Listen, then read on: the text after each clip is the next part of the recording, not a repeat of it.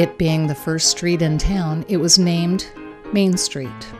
But owing to its low elevation and the law of gravitation, the water would find a level in the street. And as the immense travel created an abundance of mud, the street was nicknamed Mud Street, a name without music or elegance. At that time, in 1880, there were, in all probability, 2,000 houses and 10 or 12,000 souls in the health resort. Only 3 streets, Main or Mud, Spring, and Mountain, were then known as thoroughfares and dug out so that many teams could travel safely when all went in the same direction. But when the teams met, it invariably created inconvenience, as they frequently were compelled to back, at times, several rods to allow a passage, as the track was too narrow for more than one team at a time.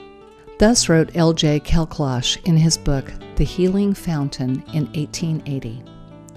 This long view shows North Main Street before the Great Fires, when wooden buildings lined both sides of the narrow street. In the early days, this was a lively part of town.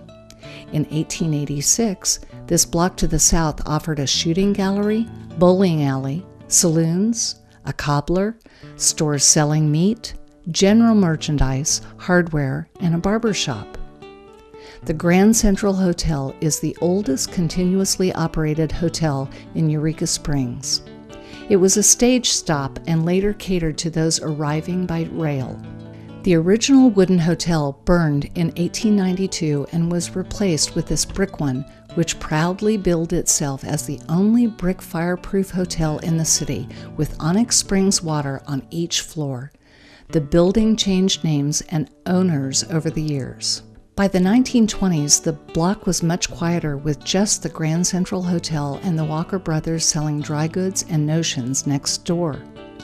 The deep ravine then made up the rest of the block and was covered with a large platform and used for outdoor events. Both buildings were renovated by a local businessman in the 1980s, and this is once again a lively spot. Across the street on the west side of Main Street is Tibbs Alley, another wooden stairway street. Next to the alley is the Harkin Building. This served as a hardware store, saddle shop, and as a furniture store in the 1950s.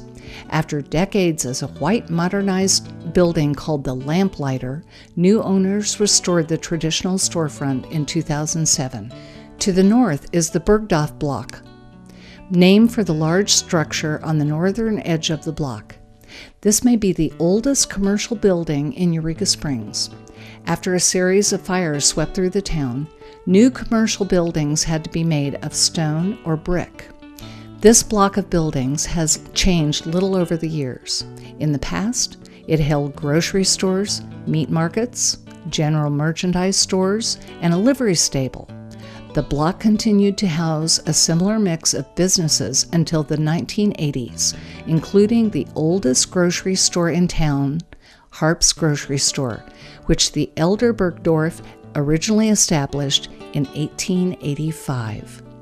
These spots later became a center for the revival of pride in Ozark heritage, led by sisters from one of the town's most famous families, Edna Pike Bergdorf and Zoe Pike Harp and their husbands. Back behind the Bergdorf block on Jackson Street is Jacob's Ladder, a long stairway leading up to many of the spring reservation parks on East Mountain and Hatchet Hall, the last home of fiery leader of the temperance movement, Carrie A. Nation.